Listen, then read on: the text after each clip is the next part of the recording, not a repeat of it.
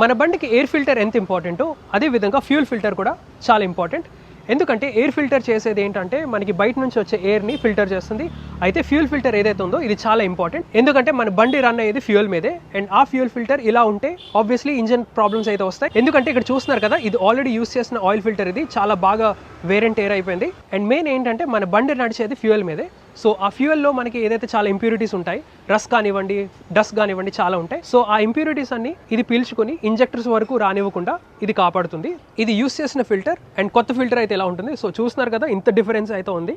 So ఎప్పుడైతే ఇది మొత్తం వేర్ అండ్ టేర్ లేదా కంప్లీట్గా వాడిస్తారో ఆబ్వియస్లీ దీని యొక్క పనితనం ఆగిపోతుంది. అప్పుడు మనకి ఇంజన్లోకి రస్ కానివ్వండి, ఇంప్యూరిటీస్ కానీ వస్తూ ఉంటాయి. దానివల్ల ఏంటంటే ఇంజన్ లైఫ్ అనేది డేంజర్లో పడుతుంది. సో ఎప్పుడైతే మీరు oil filter time to time change చేస్తూ ఉంటారో ఇంజెక్టర్స్లోకి మనకి రస్ కానీ ఇంప్యూరిటీస్ కానీ రావు. దానివల్ల ఏంటంటే మనకి ఇంజన్ లైఫ్ అనేది పెరుగుతుంది. అండ్ ఇంటర్న్ మనకి కంబషన్ బాగా జరుగుతుంది, మైలేజ్ కూడా ఇంప్రూవ్ అవుతుంది. సో ఈ చిన్న ఇన్వెస్ట్మెంట్ ఎప్పటికప్పుడు చేస్తూ ఉండండి. మీ బండి యొక్క ఇంజన్ లైఫ్ అయితే పెంచండి అండ్ లాభాలు అయితే పొందండి.